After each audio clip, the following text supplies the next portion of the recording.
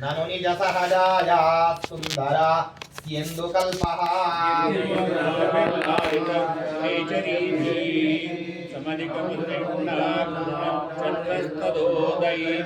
विराहमसह्यं प्राप्य पद्मैः सचक्रैः चिरमिह परितप्तं पूर्वतप्तैः सुतुष्टम् पादसङ्गेन राज्ञां कमपि सकलहृद्यं कल्पयन्ने दैवम् दलितेन्द्रनीलमणिनीलविभ्रमं नवकुन्दकुड्मलसितद्विजावली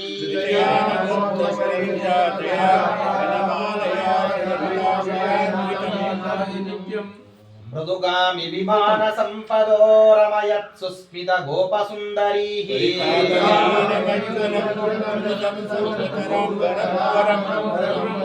गोभिस्तमांस्यपनयन् कथितं प्रजानाम् अर्थान्तरं स भगवान् प्रकटीचकार आनन्दचिद्गुणगणं परिपूर्ण संवेद चन्द्रस्तु शब्दगुणमेत्यमेवेदः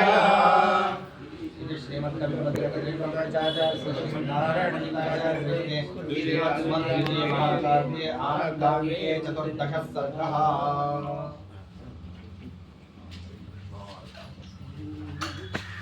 करोतु मम कल्याणं हरिर्हय मुखाभिदः गुरुश्च मध्वनामा मे वरदोस्तु निरन्तरं कल्याणाय कामितार्थप्रदायिने श्रीमद्वेङ्कटनाथाय श्रीनिवासाय ते नमः।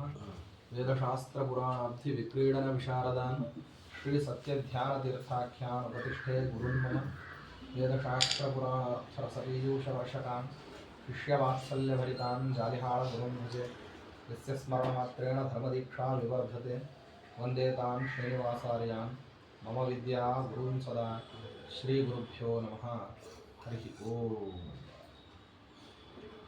ಆಚಾರ್ಯರನ್ನ ವಿಷ್ಣುಮಂಗಲ ಗ್ರಾಮದಲ್ಲಿ ಏನು ಮಾಡಿದ್ರು ಅಂದರೆ ತ್ರಿವಿಕ್ರಮಪಾಣಿಕಾಚಾರ್ಯರು ಕಂಡು ಅವರ ಹತ್ರ ಹೋಗಿ ನಮಸ್ಕಾರ ಮಾಡಿದ್ರು. ನಮಸ್ಕಾರ ಮಾಡಿದ ಮೇಲೆ ಈ ಮೊದಲೇ ತಿಳಿಸಿದ ಹಾಗೆ ಪರೀಕ್ಷೈವ ಗುರು ಶಿಷ್ಯಂ ಶಿಷ್ಯೋಪಿ ಗುರುಮಾವ್ರಜೆ ಅನ್ಯಥಾ ನರಕಾಯೈವ ಪ್ರಾಯಶ್ಚಿತ್ತಂ ಗುರೋಸ್ತಥಾ ಅಂತ ಶ್ರೀಮದಾಚಾರ್ಯ ಏನು ಮಾಡ್ತಾರೆ ಅಂದರೆ ತಮ್ಮ ಭಾಗವತ ತಾತ್ಪರ್ಯದಲ್ಲಿ ಒಂದು ವಿಷಯವನ್ನು ಹೇಳ್ತಾರೆ. ಶಿಷ್ಯರು ಗುರುಗಳನ್ನು ಪರೀಕ್ಷೆ ಮಾಡಬೇಕಂತ. ಗುರುಗಳ ಹೆಂಗೆ ಶಿಷ್ಯನನ್ನು ಪರೀಕ್ಷೆ ಮಾಡ್ತಾರೋ ಶಿಷ್ಯನೂ ಹಂಗೆ ಗುರುಗಳನ್ನು ಪರೀಕ್ಷೆ ಮಾಡೋದಿದೆ. ನೋಡ್ರಿ ಎಷ್ಟು ಅತ್ಯಂತ ಟ್ರಾನ್ಸ್ಪರೆಂಟ್ ಆಗಿರುವಂತಹ ವಿಷಯ.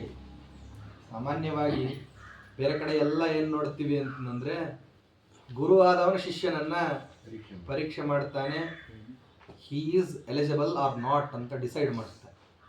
ನಮ್ಮ ಶಾಸ್ತ್ರ ಹಂಗಲ್ಲ, ಮಧ್ವಶಾಸ್ತ್ರ. ವಿಚಿತ್ರ ಏನಂದರೆ ಶಿಷ್ಯ ಗುರುಗಳನ್ನೂ ಪರೀಕ್ಷೆ ಮಾಡೋದು ಅಂತನ್ನುವಂಥ ಒಂದು ಅವಕಾಶ ಇದೆ.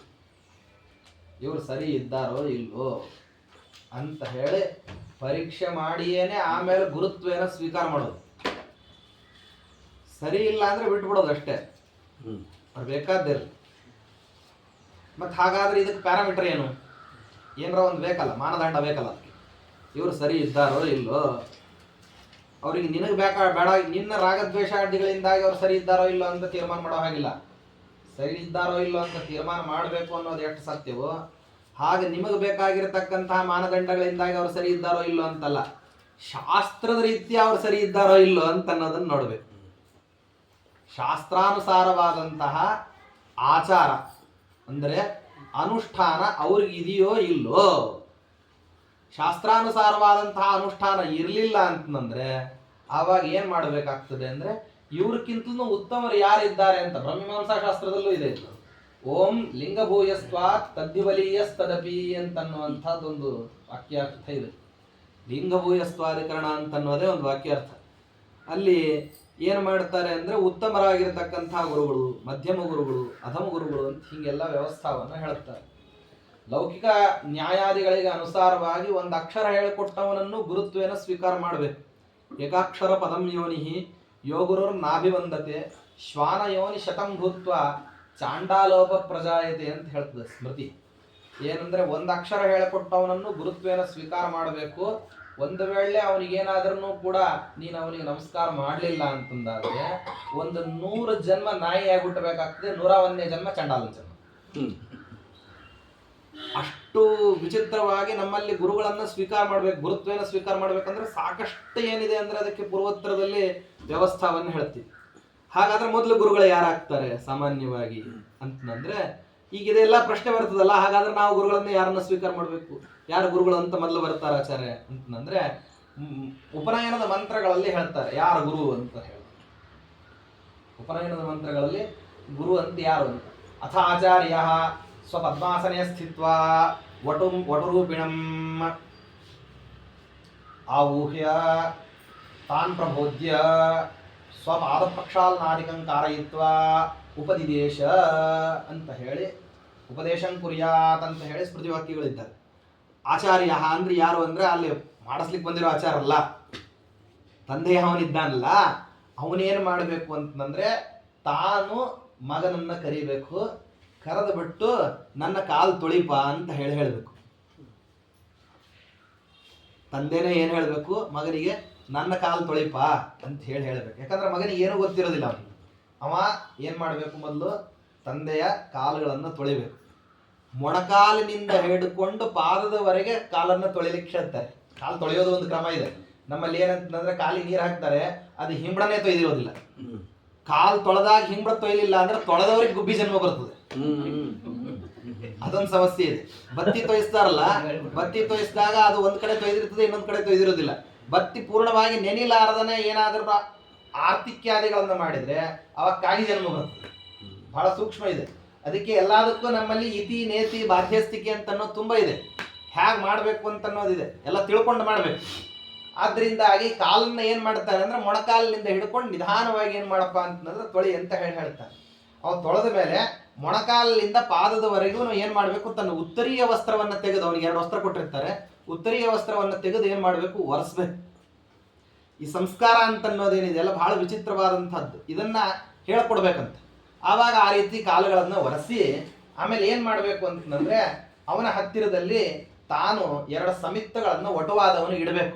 ಇಟ್ಟುಬಿಟ್ಟು ನನಗೆ ಬ್ರಹ್ಮಜ್ಞಾನ ಕಾರಣೀಭೂತವಾಗಿರತಕ್ಕಂತಹ ಗಾಯತ್ರಿಯನ್ನ ಉಪದೇಶ ಮಾಡ್ರಿ ಅಂತ ಹೇಳಿ ತಂದೆ ಹತ್ತಿರದಲ್ಲಿ ಮಗ ಪ್ರಾರ್ಥನೆ ಮಾಡೋದು ಹೇಗೆ ಅಂತ ತಂದೆನೇ ಹೇಳ್ಕೊಡ್ಬೇಕು. ಅದು ಅವನಿಗೆ ಗೊತ್ತಿರೋದಿಲ್ಲ. ಆದ್ರಿಂದಾಗಿ ಅವನೇನ್ ಮಾಡ್ಬೇಕು ಅಂದ್ರೆ ತಾನೇ ಆ ಗಾಯತ್ರಿ ಮಂತ್ರದ ಉಪದೇಶಕ್ಕೋಸ್ಕರವಾಗಿ ಅಲ್ಲಿ ಇಟ್ಟು ಬಿಟ್ಟು ಪ್ರಾರ್ಥನೆ ಮಾಡಬೇಕು, ನನಗೆ ಗಾಯತ್ರಿಯನ್ನ ಉಪದೇಶ ಮಾಡ್ರಿ, ಅದನ್ನ ನಾನೇನು ಮಾಡ್ತೀನಿ ನಿತ್ಯದಲ್ಲಿ, ಮತ್ತೆ ಅದನ್ನ ಆವೃತ್ತಿ ಮಾಡ್ತೀನಿ, ಅದನ್ನ ಜಪ ಮಾಡ್ತೀನಿ. ಅದನ್ನ ಜಪ ಮಾಡಿಕೊಂಡು ನಾನು ವೇದಾಧಿಕಾರಿ ಆಗ್ತೀನಿ, ಅಂದ್ರೆ ವೇದಾಧ್ಯಯನಕ್ಕೆ ಅಧಿಕಾರವನ್ನು ಸಂಪಾದನೆ ಮಾಡ್ತೀನಿ. ಯಾಕಂದ್ರೆ ವೇದಾಧ್ಯಯನದ ಅಧಿಕಾರ ಏನಿದೆಯಲ್ಲ ಅದು ಆನಂತರದಲ್ಲಿದೆ. ಯಾವಾಗ ಇವನಿಗೆ ಮತ್ತೆ ಪುನಃ ನಾವು ಉತ್ಸರ್ಜನೋಪಕ್ರಮದಲ್ಲಿ ನೂತನೋಪಕ್ರಮ ಅಂತ ಹೇಳಿ ಮಾಡ್ತೀವಲ್ಲ, ಆವಾಗ ವೇದಗ್ರಹಣಕ್ಕೆ ಅವಕಾಶ. ಅಲ್ಲಿವರೆಗೂ 6 ತಿಂಗಳು ಏನ್ ಮಾಡ್ಬೇಕು ಅಂತಂದ್ರೆ ಜಪ ಶಾಸ್ತ್ರಾದಿಗಳನ್ನ ಎಲ್ಲವನ್ನು ಕೂಡ ಆರಂಭದ ಗ್ರಂಥಗಳನ್ನೆಲ್ಲ ಓದಿಕೊಂಡು ಆನಂತರದಲ್ಲಿ ವೇದಗ್ರಹಣವನ್ನು ಮಾಡಬೇಕು. ಇದಂ ಪ್ರಥಮತಃ ವೇದಗ್ರಹಣ ಮಾಡೋದು ನೂತನೋಪಕ್ರಮದವರು. ಮತ್ತೆ ನಿತ್ಯೋಪಕ್ರಮದವ್ರು ಏನಿರ್ತಾರಲ್ಲ ಅವರು ಹಿಂದಿನ ವೇದಗಳನ್ನ ಏನು ಗ್ರಹಣ ಮಾಡಿರ್ತೀವಿ ಅದನ್ನ ಆಯಾ ವೇದಗಳನ್ನ ದ್ರಷ್ಟಾರರಾಗಿರತಕ್ಕಂತಹ ಮಹರ್ಷಿಗಳೇನಿದ್ದಾರೆ, ಸ್ಮೃತಿಶಾಸ್ತ್ರ ಪ್ರವರ್ತಕರಾಗಿರತಕ್ಕಂತಹ ಜ್ಞಾನಿಗಳೇನಿದ್ದಾರೆ, ಯಾರ್ಯಾರ ಗ್ರಂಥಗಳನ್ನ ರಚನೆ ಮಾಡಿದಂಥವರಿದ್ದಾರೆ, ನಮ್ಮ ನಿತ್ಯ ಶಾಸ್ತ್ರಗಳನ್ನ ಯಾವುದನ್ನು ಅಧ್ಯಯನ ಮಾಡಬೇಕಾಗಿದೆ, ನಾವು ಅವಲಂಬನೆ ಮಾಡಿರ್ತಕ್ಕಂತಹ ಶಾಸ್ತ್ರ ಏನಿದೆ ಆ ಶಾಸ್ತ್ರದ ಅಭಿಮಾನಿಗಳಾಗಿರತಕ್ಕಂತಹ ವ್ಯಕ್ತಿಗಳೇನಿದ್ದಾರೆ, ಆ ರಚನಾಕಾರರೇನಿದ್ದಾರೆ, ಅವರಿಗೆಲ್ಲರಿಗೂ ಕೂಡ ಹಿಂದೆ ನಾವು ಅಧ್ಯಯನ ಮಾಡ್ಕೊಂಡ್ ಬಂದಿದ್ದೀವಿ ಅಂತ ಅದನ್ನ ಒಪ್ಸೋದು, ಅದನ್ನ ಉತ್ಸರ್ಜನ ಅಂತಂತಾರೆ. ಆಮೇಲೆ ಪ್ರತಿ ಸ್ವೀಕಾರ, ಅದನ್ನ ಮತ್ತೆ ಪುನಃ ಸ್ವೀಕಾರ ಮಾಡಿದಾಗ ಅದನ್ನ ನೂತನೋಪಕ್ರಮ ಅಂತ. ಈ ಒಟವಾದವನ್ ಏನ್ ಮಾಡ್ಬೇಕು ಅಂದ್ರೆ ಅವನು ಹಿಂದೆ ಏನ್ ಕಲ್ತಿರೋದಿಲ್ಲ. ಅದಕ್ಕಾಗಿ ಅವನ್ ಏನ್ ಮಾಡ್ಬೇಕು ಅಂತಂದ್ರೆ ಇದಂ ಪ್ರಥಮತಃ ತಾನು ಆವಾಗ ಸ್ವೀಕಾರ ಮಾಡಬೇಕಾಗ್ತದೆ. ಆವಾಗ ವೇದಗ್ರಹಣ ಯಾವಾಗ ಅಂದ್ರೆ ಉಪನಯನೋತ್ತರದಲ್ಲಿ ಅವನಿಗೆ ಏನಾಗ್ಬೇಕು ಅಂತಂದ್ರೆ ಉಪಕರ್ಮ ಆಗ್ಬೇಕು. ಉಪಕರ್ಮ ಆದ್ಮೇಲೆ ವೇದಗ್ರಹಣವನ್ನ ಮಾಡ್ತಾನೆ ಅವನು. ತತ್ಪೂರ್ವಭಾವಿಯಾಗಿ ಏನ್ ಮಾಡ್ತಾನೆ ಅಂತಂದ್ರೆ ತಂದೆಯ ಹತ್ತಿರದಲ್ಲಿ ಏನೇ ನನಗೆ ಈಗ ವೇದವನ್ನ ಅಧ್ಯಯನ ಮಾಡ್ಲಿಕ್ಕೆ ಬೇಕಾಗಿರತಕ್ಕಂಥ ಅಧಿಕಾರ ಸಿದ್ಧಿಗಾಗಿ ಗಾಯತ್ರಿ ಉಪದೇಶವನ್ನು ಮಾಡ್ರಿ ಅಂತ ಪ್ರಥಮ ಬಾರಿಗೆ ಏನ್ ಮಾಡ್ತಾನೆ ಅಂದ್ರೆ ಕೇಳ್ತಾನೆ. ಎರಡನೇ ಬಾರಿಗೆ ತಂದೆನೇ ವಾಸ್ತವದಲ್ಲಿ ಬ್ರಹ್ಮಜ್ಞಾನವನ್ನು ಉಪದೇಶ ಮಾಡ್ತಾನೆ ಅಂತಾದ್ರೆ ಆವಾಗ ಎರಡನೇ ಬಾರಿಗೆ ಏನ್ ಮಾಡ್ತಾನೆ ಅಂದ್ರೆ ತಾನು ವಿದ್ಯೋಪದೇಶಕ್ಕೋಸ್ಕರವಾಗಿ ಪ್ರಾರ್ಥನೆ ಮಾಡ್ತಾನೆ. ಸಮಿತ್ಪಾಣಿ ಶ್ರೋತ್ರಿಯಂ ಬ್ರಹ್ಮನಿಷ್ಠಂ ಯಮೈವೇಶ ಗೃಢತೆ ಏನ ಲಭ್ಯ ಅಂತ ಹೇಳಿ ಆವಾಗ ಮಾಡ್ತಾನೆ. ಒಂದು ವೇಳೆ ತಂದೆಯ ಹತ್ತಿರದಲ್ಲಿ ಅಧ್ಯಯನ ಮಾಡೋದು ಬಹಳ ಶ್ರೇಷ್ಠವಾದಂಥದ್ದು. ಯಾಕೆ ಅಂದ್ರೆ ಅವನು ಏನು ಮಾಡಿರ್ತಾನೆ ಅಂತಂದ್ರೆ ಶರೀರವನ್ನ ಕೊಟ್ಟಿರ್ತಾನೆ, ಜೊತೆಗೆ ಜ್ಞಾನ ಶರೀರವನ್ನು ಅವನ ಕಡೆಯಿಂದಲೇ ತಗೊಳ್ಳೋದು ಅಂತಂದಾದ್ರೆ ಅದನ್ನ ನಿಯತಾಧ್ಯಯನ ಅಂತಾರೆ. ಆ ಶಾಸ್ತ್ರಕ್ಕೆ ಆ ರೀತಿಯಲ್ಲಿ ಅಧ್ಯಯನ ಮಾಡೋದು ಬಹಳ ಬಲಿಷ್ಠವಾದಂತಹ ವಿದ್ಯೆ. ಯಾಕೆಂದ್ರೆ ತಂದೆ ಉಭಯ ರೀತಿಯ ಉಪಕಾರವನ್ನು ಮಾಡಿದ ಹಾಗಾಗ್ತದೆ. ಆದ್ರಿಂದಾಗಿ ಅವನ ಹತ್ತಿರದಲ್ಲೇನೆ ಶಾಸ್ತ್ರವನ್ನು ಸ್ವೀಕಾರ ಮಾಡತಕ್ಕಂಥದ್ದು ಉತ್ಕೃಷ್ಟ ಪಕ್ಷ. ಹಾಗಿರ್ಲಿಲ್ಲ, ತಂದೆಗೆ ಸಾಮರ್ಥ್ಯ ಇರಲಿಲ್ಲ, ತಂದೆ ಆ ರೀತಿಯಾಗಿ ನಾನು ಸಮರ್ಥ ಅಲ್ಲಪ್ಪ, ನೀನು ಅನ್ಯತ್ರ ವಿದ್ಯಾಗ್ರಹಣ ಮಾಡು ಅಂತಂದ್ರೆ ಆವಾಗ ಬೇರೆಯವ್ರ ಹತ್ರ ಹೋಗಿ ಏನ್ ಮಾಡಬೇಕು ಅಂದ್ರೆ ವಿದ್ಯಾಗ್ರಹಣಕ್ಕೋಸ್ಕರವಾಗಿ ಪ್ರಾರ್ಥನೆ ಮಾಡಬೇಕು. ಆ ಪ್ರಾರ್ಥನೆ ಮಾಡುವಂತಹ ಸಮಯದಲ್ಲಿ ಅವನೇನ್ ಮಾಡಬೇಕು ಅಂದ್ರೆ ಯಾವ ರೀತಿಯಲ್ಲಿ ನಾನು ಬ್ರಹ್ಮಜ್ಞಾನವನ್ನು ಪಡಿಬೇಕಾಗಿದೆಯೋ ಆ ಬ್ರಹ್ಮಜ್ಞಾನ ಪಡಿಬೇಕಾಗಿರತಕ್ಕಂತಹ ನಾನು ಆ ಕೊಡ್ಲಿಕ್ಕೆ ಯೋಗ್ಯನಾಗಿರತಕ್ಕಂತಹ ಇವನಿಗೆ ಎರಡು ಪ್ರಧಾನವಾದಂತಹ ಎಲಿಜಿಬಿಲಿಟಿ ಬೇಕು. ಯಾವನು ಉಪದೇಶಕರು ಇರ್ತಾನಲ್ಲ ಅವನಿಗೆ ಎರಡು ಪ್ರಧಾನವಾದಂತಹದ್ದು, ಒಂದು ವಿಚಾರ ಸಂಪತ್ತಿ, ಇನ್ನೊಂದು ಆಚಾರ ಸಂಪತ್ತಿ. ಮೊದಲನೇದ್ದು ಆಚಾರ ಸಂಪತ್ತಿ. ಮೊದಲು ಅವನು ಸದಾಚಾರಿ ಆಗಿರಬೇಕು. ದುರಾಚಾರಿ ಆಗಿಬಿಟ್ಟಿದ್ದ ಅಂತಂದ್ರೆ ನಮ್ಮಲ್ಲಿ ಒಂದು ವಿಚಿತ್ರ ಇದೆ. ಏನಂತಂದ್ರೆ ಈ ಜ್ಞಾನ ಕ್ರಮೇಣ ಏನಾಗ್ತದೆ ಅಂದ್ರೆ ಪಡೆದಿರತಕ್ಕಂಥ ಇದೇ ಜ್ಞಾನ ಯಾವ ಅಥಾತ್ವ ಬ್ರಹ್ಮ ಜಿಜ್ಞಾಸ ಅನ್ನೋದಿದೆಯಲ್ಲ, ಇದೇ ಮೊದಲನೇ ಪಾಠ, ಇದೇ ಕೊನೆ ಪಾಠ. ಸರಿಯಾಗಿ ಅರ್ಥ ಮಾಡ್ಕೊಳ್ಳಿ. ಇಲ್ಲಿಂದ ಯಾವನ ಸಾಧಕನಾಗಿರ್ತಕ್ಕಂಥವನು ಈ ಬ್ರಹ್ಮಮೀಮಾಂಸಾ ಶಾಸ್ತ್ರವನ್ನು ಪಡಿತಾನೆ, ಇದೇ ಶಾಸ್ತ್ರವನ್ನೇ ಮೋಕ್ಷಕ್ಕೆ ಹೋಗೋ ತನಕನೂ ಮೋಕ್ಷದಲ್ಲಿ ಇವನು ಇದನ್ನೇ ಅನುವರ್ತನೆ ಮಾಡಬೇಕಾಗಿರ್ತಕ್ಕಂಥ ಅನಿವಾರ್ಯತೆ ಇದೆ. ಶಾಸ್ತ್ರ ಏನು ಬದಲಿ ಆಗೋದಿಲ್ಲ. Text will not be changed. ಅದು ಯಾವತ್ತಿಗೂ ಬದಲಾಗುವಂತ ಟೆಕ್ಸ್ಟೇ ಅಲ್ಲ. ಇಲ್ಲಿ ಆರಂಭ ಮಾಡಿದ್ರೆ ಅಲ್ಲಿ ತನಕನೂ ಅಲ್ಲಿಯೂ ಕೂಡ ಇದೇ ಶಾಸ್ತ್ರ ಇರ್ತದೆ. ಮತ್ ಹಾಗಾದ್ರೆ ಏನಾಗ್ತದೆ ಸ್ವಾರಸ್ಯ ಅಂದ್ರೆ ಓದಿದ ಮೇಲೆ ಈ ಜ್ಞಾನ ವಿದ್ಯಾತ್ಮನ ಪರ್ಯವಸಾನ ಆಗ್ಬೇಕು. ಅಂದ್ರೆ ಇವನ ಓದತಕ್ಕಂತಹ ಓದೇನಿದೆ, ಇವನ ಅಧ್ಯಯನಶೀಲತಾ ಏನಿದೆ, ಈ ಅಧ್ಯಯನವನ್ನ ಮಾಡಿರತಕ್ಕಂಥದ್ದು ಕ್ರಮಕ್ರಮೇಣ ಅವನು ಉಪಾಸನಕ್ಕ ಅದು ಬಳಕೆ ಆಗ್ಬೇಕು. ಇವನು ಪರಮಾತ್ಮನನ್ನು ಉಪಾಸನ ಮಾಡಲಿಕ್ಕೆ ಆ ಶಾಸ್ತ್ರ ಬಳಕೆ ಆಗ್ಬೇಕು. ಯಾವಾಗ ಬಳಕೆ ಆಗ್ತದೆ? ಇದೆಲ್ಲ ಟೆಕ್ನಿಕಲ್ ಫಾರ್ಮ್ಸ್ ಇದೆ. ಅಂದ್ರೆ ಇದೇ ಕ್ರಮದಲ್ಲಿ ಯಾಕೆ ಮಾಡಬೇಕು ಅಂತ ಹೇಳ್ತಾರೆ ಅಂತಂದ್ರೆ, ಒಂದು ವೇಳೆ ಏನಾದ್ರೂ ವಿಚಾರವಂತ ಮಾತ್ರ ಆಗಿದ್ದು ಉಪದೇಶಕನಾದಂಥವನು ಆಚಾರಹೀನನಾಗಿದ್ದ ಅಂತ ಆದ್ರೆ ಈ ಜ್ಞಾನ ವಿದ್ಯಾತ್ಮನ ಪರ್ಯವಸಾನ ಆಗೋದಿಲ್ಲ. ಇದಲ್ಲೇ ನಿಂತು ಬಿಡುತ್ತದೆ. ಅದಕ್ಕೆ ನಮಗೆ ಒಬ್ರು ಕೇಳಿದ್ರು, ಏನಾಚಾರ ನಿಮ್ಮ ಹತ್ರ ಬಂದ್ರು ಅದೇ ಅಥಾತ್ವ ಬ್ರಹ್ಮ ಜಿಜ್ಞಾಸ ಹೇಳ್ತೀರಿ, ಯೂನಿವರ್ಸಿಟಿಗೆ ಹೋದ್ರು ನಮ್ಗೆ ಅದೇ ಅಥಾತ್ವ ಬ್ರಹ್ಮ ಜಿಜ್ಞಾಸ, ಯಾಕಂದ್ರೆ ಅಲ್ಲಿ ಒಂದು ದ್ವೈತ ಡಿಪಾರ್ಟ್ಮೆಂಟ್ ಅಂತ ಒಂದು ಇರ್ತದಲ್ಲ, ಅಲ್ಲಿಯೂ ಅದನ್ನೇ ಹೇಳ್ತಾರೆ. ಮತ್ ನಿಮ್ಮ ಹತ್ರನೇ ನಾವ್ ಯಾಕೆ ಹೋಗ್ಬೇಕು, ಅಲ್ಲಿ ಯಾಕೆ ಹೋಗ್ಬಾರ್ದು? ಏನಾರ ವಿಶೇಷ ಇದ್ರೆ ತಾನೇ ನಿಮ್ಮ ಹತ್ರನೇ ನಾವು ಬಂದು ಕುತ್ಕೊಂಡು ಈ ಶನ್ನೋ ಮಿತ್ರಶ್ಯ ಮುರುಣ ಅಂತ ಹೇಳ್ಬಿಟ್ಟು ನಿಮ್ಮನ್ನ ಕಾದು ಬಿಟ್ಟು ಪಾಠ ಹೇಳಿಸ್ಕೋಬೇಕು. ನಿಮ್ಗೆ ಏನೇನೋ 108 ಸ್ನಾನ, ಸಂಧ್ಯಾವನ್ನಿ, ದೇವ್ರ ಪೂಜೆ, ಇನ್ನೊಂದು ಮತ್ತೊಂದು. ಅಲ್ಲಿ ಬರೋರಿಗೆ ಏನಿಲ್ಲ ನೋಡ್ರಿ, ಅವ್ರು ನೇರವಾಗಿ ಸೂಟು ಬೂಟ ಹಾಕೊಂಡು ಬಂದು ಹೇಳ್ತಾರೆ ಅವ್ರು. ಆದ್ರಿಂದ ನಿಮ್ಗಿಂತ ಅವ್ರು ಸ್ವಲ್ಪ ಬೆಟರ್ ಅಂತ ಅನಿಸ್ತದೆ. ಯಾಕಂದ್ರೆ ಕೂಡ್ಲಿಕ್ಕೆ ಚೇರು ಗೀರು ಎಲ್ಲ ವ್ಯವಸ್ಥೆ ಮಾಡಿರ್ತಾರೆ. ನಮ್ಮನ್ನ ನೀವೇನಂತೀರಿ, ಅನಿವಾರ್ಯವಾಗಿ ನೆಲದ ಮೇಲೆ ಕುಕ್ಕರ್ ಬಡ್ಕೊಡ್ರಿ ಅಂತಂತೀವಿ. ಆಯ್ತಾ, ನಿಮಗ್ ಮಾತ್ರ ಮಣಿ ಇರ್ತದೆ, ನಾವು ನೆಲದ ಮೇಲೆ ಕೊಡ್ಬೇಕಾಗ್ತದೆ. ಅಲ್ಲಿ ಹಂಗಲ್ಲ, ಚೇರಿನ ವ್ಯವಸ್ಥೆ ಎಲ್ಲ ಮಾಡಿರ್ತಾರೆ. ಇಷ್ಟೆಲ್ಲ ವ್ಯವಸ್ಥೆ ಇರೋದನ್ನ ಬಿಟ್ಟು ನಿಮ್ ಹತ್ರ ಯಾಕೆ ಬರಬೇಕು ಪ್ರಶ್ನೆ, ಹೌದು ಅಲ್ಲೋ? ಆದ್ರಿಂದಾಗಿ ಏನ್ ಹೇಳ್ತಾರೆ ಅಂದ್ರೆ, ಹೌದು ಸಮಸ್ಯೆ ಏನಂದ್ರೆ ಅವನು ಅಥಾತ್ವ ಬ್ರಹ್ಮ ಜಿಜ್ಞಾಸ ಅಂತಾನೆ ಹೇಳೋನು, ನಾನು ಹೇಳೋದು ಅದನ್ನೇ. ವ್ಯತ್ಯಾಸ ಒಂದೇ ಆಗ್ತದೆ. ಏನಂತಂದ್ರೆ ನಾನು ಹೇಳಿದ್ದು ಜ್ಞಾನ ವಿದ್ಯಾತ್ಮನ ಪರ್ಯವಸಾನ ಆಗುವಂಥದ್ದು. ಯಾಕೆ ಅಂದ್ರೆ ಇದಕ್ಕೆ ಸದಾಚಾರದ ಹಿನ್ನೆಲೆ ಇದೆ. ಅದಕ್ಕಾಗಿ ಶಿಷ್ಯನಾದವನು ಎರಡನ್ನ ತಾನು ಕ್ವಾಲಿಟಿ ಗಮನಿಸ್ಕೋಬೇಕು. ಒಂದು ಸದಾಚಾರ, ಇನ್ನೊಂದು ಸದ್ವಿಚಾರ. ಸದ್ವಿಚಾರ ಎಷ್ಟು ಅವಶ್ಯಕನೋ ಸದಾಚಾರನೂ ಅಷ್ಟೇ ಅವಶ್ಯಕ. ಸದಾಚಾರ ಹೀನನಾಗಿರತಕ್ಕಂತಹ ಸದ್ವಿಚಾರ ಉಳ್ಳವನು ಏನಾಗ್ತಾನೆ ಅಂತಂದ್ರೆ ಅವನೊಂಥರ ಕುರುಡ ಇದ್ದಂಗೆ. ಅವನಿಗೆ ಮಾರ್ಗಕ್ರಮಣವನ್ನ ಮಾಡ್ಲಿಕ್ಕೆ ಆಗೋದಿಲ್ಲ. ಎಲ್ಲಿ ಹೋಗ್ಬೇಕು ಅಲ್ಲಿ ಹೋಗ್ಲಿಕ್ಕೆ ಆಗೋದಿಲ್ಲ. ಇನ್ನು ಸದ್ವಿಚಾರ ಇಲ್ಲದೆ ಇರತಕ್ಕಂಥ ಅವನ ಸದಾಚಾರಿ ಏನಾಗಿರ್ತಾನೆ ಅಂದ್ರೆ ಅವ ಕುಂಟ ಇದ್ದಂಗೆ. ಒಬ್ಬ ಕುರುಡ, ಇನ್ನೊಬ್ಬವನು ಕುಂಟ. ಮಾತ್ರನಾಗಿ ಬಿಟ್ಟ, ವಿಚಾರಶೀಲನಾಗಿರ್ಲಿಲ್ಲ ಅಂದ್ರೆ ಅವನೇನಾಗೋದಿಲ್ಲ, ಮಾರ್ಗಕ್ರಮಣವನ್ನು ಮಾಡ್ಲಿಕ್ಕೆ ಆಗೋದಿಲ್ಲ. ವಿಚಾರಶೀಲನ ಮಾತ್ರ ಆಗಿಬಿಟ್ಟ, ಆಚಾರಶೀಲ ಆಗ್ಲಿಲ್ಲ ಅಂದ್ರೆ ಅವನು ಸಾಧನೆಯ ಹಾದಿಯಲ್ಲಿ ಮುಂದುವರಿಲಿಕ್ಕಾಗೋದಿಲ್ಲ. ಆದ್ರಿಂದ ಉಭಯವೂ ಅವಶ್ಯಕ. ಸದಾಚಾರವೂ ಅವಶ್ಯಕ, ಸದ್ವಿಚಾರವೂ ಅವಶ್ಯಕ. ಸದಾಚಾರ ಇಲ್ಲದೆ ಇರತಕ್ಕಂತಹ ಸದ್ವಿಚಾರ ಅದೇನ್ ಮಾಡೋದಿಲ್ಲ ಅಂದ್ರೆ ವಿಚಾರ ಸಂಪತ್ತಿ ಸರಿಯಾಗಿರ್ತಕ್ಕಂತಹ ಮೆರುಗನ್ನ ಕೊಡೋದಿಲ್ಲ. ಖನಿಜ ಇವನ್ನ ತೋಡಿದಂತಹ ಸಮಯದಲ್ಲಿ ಅನೇಕ ಲೋಹಗಳು ಸಿಗ್ತವೆ. ಖನಿಯಲ್ಲಿ ಏನಾಗ್ತವೆ, ಗಣಿಗಾರಿಕೆ ಮಾಡಿದಾಗ ಬೇಕಾದಷ್ಟು ಲೋಹಗಳು ಸಿಗ್ತವೆ. ಆ ಲೋಹಕ್ಕೆ ನಿಜವಾದಂತಹ ಬೆಲೆ ಯಾವಾಗ ಬರ್ತದೆ ಅಂದ್ರೆ ಅದನ್ನ ಸರಿಯಾಗಿ ಶಾಣೋಲ್ಲೀಢವನ್ನ ಮಾಡಿದಾಗ, ಅಂದ್ರೆ ಸಾಣೆಯ ಮೇಲೆ ಹಾಕಿ ಅದನ್ನ ಗಾಢದಲ್ಲಿ ಉಜ್ಜಿದಂತಹ ಸಮಯದಲ್ಲಿ ಏನಾಗ್ತದೆ ಅಂದ್ರೆ ಅದಕ್ಕೆ ಸರಿಯಾದ ರೂಪುರೇಷೆಗಳು ಬರ್ತವೆ. ಆ ರೂಪುರೇಷೆಗಳು ಅದು ಎಷ್ಟೆಷ್ಟು ಚೆನ್ನಾಗಿ ಬರ್ತಾ ಹೋಗ್ತದೋ ಬೆಲೆ ಅದಕ್ಕೆ ಅಷ್ಟಷ್ಟು ಏನಾಗ್ತಾ ಹೋಗ್ತದೆ, ಹೆಚ್ಚೆಚ್ಚಾಗ್ತಾ ಹೋಗ್ತದೆ. ಹಂಗೆ ಸದ್ವಿಚಾರ ಅಂತನ್ನೋದೇನಿದೆಯಲ್ಲ ಅದು ಬೆಲೆ ಬರಲಿಕ್ಕೆ ಬೇಕಾಗಿರ್ತಕ್ಕಂಥ ಹೊಳಪಷ್ಟೇ. ಅದ್ರ ವಾಸ್ತವದಲ್ಲಿ ಸದಾಚಾರ ಅಂತನ್ನೋದೇನಿದೆಯಲ್ಲ ಅದು ಪ್ಯೂರ್ ಒಳಗಿರ್ತಕ್ಕಂಥ ಅಂತಸ್ಥವಾದ ಪದಾರ್ಥ. ಆ ಅಂತಸ್ಥ ಪದಾರ್ಥ ಅಂತನ್ನೋದು ಇರಲಿಲ್ಲ ಅಂದ್ರೆ ನೀವು ಬೇಕಾದಷ್ಟು ಹಾಕಿ ಉಜ್ಜಿರಿ, ನೀವು ಪ್ರಯೋಜನ ಏನ್ ಬಂದಂಗೆ ಆಯ್ತು ಅಲ್ಲವೇ? ಆದ್ದರಿಂದಾಗಿ ಉಭಯವೂ ಅವಶ್ಯಕ ಅಂತ ಶ್ರೀಮದಾಚಾರ್ಯ ಹೇಳಿದ್ರು. ನಿರ್ಣಯ ಮಾಡಬೇಕಾದ್ರೆ ಇದನ್ನ ಎರಡನ್ನೂ ಕೂಡ ಏನ್ ಮಾಡ್ರಿ ಅಂತಂದ್ರೆ ಆ ಗುರುವಾದವನ ಹತ್ತಿರದಲ್ಲಿ ನೀವು ಕಂಡುಕೊಳ್ಬೇಕು. ಅವನು ಸದಾಚಾರಿಯೂ ಆಗಿರ್ಬೇಕು, ಅವನು ಸದ್ವಿಚಾರಿಯೂ ಆಗಿರ್ಬೇಕು. ಅದಕ್ಕಾಗಿ ಆ ರೀತಿ ಆದಾಗ ಈ ರೀತಿಯಲ್ಲಿ ಇದ್ದವನು ಗುರು ಬೋಧನೆ ಮಾಡಬೇಕು. ಹಾಗೇನೆ ಶಿಷ್ಯ ತಾನು ಸ್ವೀಕಾರ ಮಾಡಬೇಕಾದಂಥವನು. ಅವನು ಕೇವಲ ವಿಚಾರವಂತನಾದ್ರೆ ಸಾಲದು, ಅವನು ಆಚಾರವಂತನಾಗಿ ವಿದ್ಯಾಗ್ರಹಣ ಮಾಡಬೇಕು. ಇಲ್ಲದೆ ಹೋದ್ರೆ ಏನಾಗಿ ಹೋಗ್ಬಿಡುತ್ತದೆ ಅಂತಂದ್ರೆ ನಾವು ಒಳ್ಳೆ ಅಮೃತವನ್ನ ತೂತ್ ಪಾತ್ರೆಯಲ್ಲಿ ಹಾಕಿದಂಗ ಆಗುತ್ತೆ. ಕೊಟ್ಟಿದ್ದು ನಿಮಗೆ ಅಮೃತನೇ, ಆದ್ರೆ ನೀವು ಹಾಕಿಸ್ಕೊಂಡಿದ್ದಲ್ಲಿ ತೂತ್ ಪಾತ್ರೆಯಲ್ಲಿ, ಆ ತೂತ್ ಪಾತ್ರೆಯಲ್ಲಿ ಅದು ಅಮೃತ ನಿಲ್ತದೇನದು. ಸದಾಚಾರ ಅನ್ನುವಂತಹ ಗಟ್ಟಿಯಾದಂತಹ ಪಾತ್ರೆಯಲ್ಲಿ ನೀವು ಹಾಕಿಸ್ಕೊಂಡ್ರೆ ಮಾತ್ರನೇ ಸದ್ವಿಚಾರ ಅಂತನ್ನುವಂತಹ ಅಮೃತ ನಿಮಗೆ ನಿಲ್ಲಕ್ಕೆ ಸಾಧ್ಯ.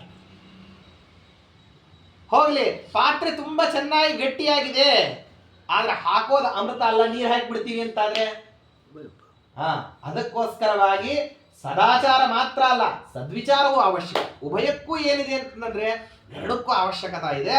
ಆದ್ದರಿಂದಾಗಿ ತ್ರಿವಿಕ್ರಮ ಪಂಡಿತಾಚಾರ್ಯ ಬಂದು ನೋಡಿದ್ರು ಶ್ರೀಮದಾಚಾರ್ಯ. ನೋಡಿದ ತಕ್ಷಣ ಸದ್ವಿಚಾರಕ್ಕೆ ನಂತರದಲ್ಲಿ ಅವಶ್ಯಕತೆ, ಸದಾಚಾರ ಅಂತನ್ನೋದೇನಿದೆಯಲ್ಲ ಅದು ಪ್ರಿಯಾರಿಟಿ.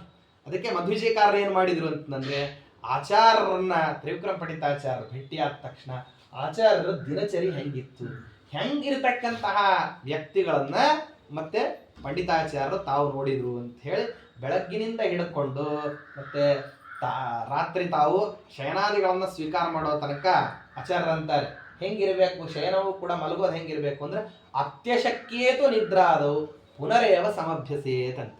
ನಿರಂತರವಾಗಿ ಶಾಸ್ತ್ರಾಧ್ಯಯನ ಮಾಡ್ತಿರ್ಬೇಕಂತೆ. ಶಕ್ತಿ ಇಲ್ಲ, ಇನ್ನ ಕಣ್ಣು ಮುಚ್ಚುತ್ತಾ ಇದೆ ಅಂತ ಅನ್ಬೇಕಾದ್ರೆ ಏನ್ ಮಾಡುವುದು ಅಂದ್ರೆ ಪುಸ್ತಕ ಮುಚ್ಚಿಟ್ಟು ಮಲ್ಕೊಳ್ಳೋದು. ಮತ್ತೆ ಪುನಃ ಎಚ್ಚರ ಆಯಿತು ಅಂದ್ರೆ ಪುಸ್ತಕ ತಗೊಳ್ಳೋದು. ಅತ್ಯಶಕ್ಯೇತು, ಸಾಧ್ಯ ಇಲ್ಲ, ಇನ್ನು ಓದ್ಲಿಕ್ಕೆ ಆಗೋದಿಲ್ಲ. ಶಾಸ್ತ್ರ ಅಂತ ಅನ್ನೋದು ಎಷ್ಟು ಅನಿವಾರ್ಯ, ವಿಷ್ಣು ತೀರ್ಥರು ಹೇಳೋ ಪ್ರಕಾರ, ಶ್ರೀಮದಾಚಾರ್ಯ ಹೇಳೋ ಪ್ರಕಾರ ಅಂತಂದ್ರೆ ದಿನಕ್ಕೆ ಅತಿ ಕಡಿಮೆ ಎಚ್ಚರ ಇರತಕ್ಕಂತಹ 16 ಗಳಿಗೆ ಏನು ಮಾಡಬೇಕು ಅಂತಂದ್ರೆ ಶಾಸ್ತ್ರಾಧ್ಯಯನಕ್ಕೆ ಮೀಸಲಿಡಬೇಕು. ಇನ್ನು ಉಳಿದಿರತಕ್ಕಂತಹ ಕಾಲಾವಧಿಯಲ್ಲಿ ನಮ್ಮ ನಿತ್ಯ ನೈಮಿತ್ತಿಕ ಕರ್ಮಗಳನ್ನೆಲ್ಲವನ್ನು ತಾತ್ಕಾಲಿಕವಾಗಿ ಮಾಡ್ಕೊಳ್ಳೋದು.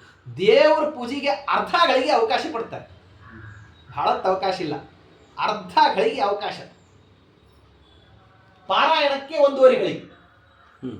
ಆ 1.5 ಗಳಿಗೆಯಲ್ಲಿ ನಿತ್ಯದಲ್ಲಿ ವಿಷ್ಣು ತೀರ್ಥರು ಏನ್ ಮಾಡ್ತಿದ್ರು ಅಂತಂದ್ರೆ ಮಧ್ವ ವಿಜಯ ಪಾರಾಯಣ ಮಾಡ್ತಿದ್ರಂತೆ. ಅವರಿದ್ದ ಕಾಲದಲ್ಲಿ ವಿಪರೀತ ಕ್ಷಾಮ, ಆ ಕ್ಷಾಮ ವಿಪರೀತ ಬಾಧಿಸ್ತಿತ್ತು ಅಂತನ್ನೋ ಕಾರಣಕ್ಕೋಸ್ಕರವಾಗಿ ನಿತ್ಯದಲ್ಲಿ ಸ್ನಾನ ಒಂದು ಕೊಡ ಹಾಕೊಳ್ತಿರೋ ಹಂಗೇನೆ ಕಾಂತಾಯ ಕಲ್ಯಾಣ ಗುಣೈಗಹಮ್ನೆ ಅಂತ ಹೇಳಲಿಕ್ಕೆ ಆರಂಭ ಮಾಡ್ತಿದ್ರಂತೆ.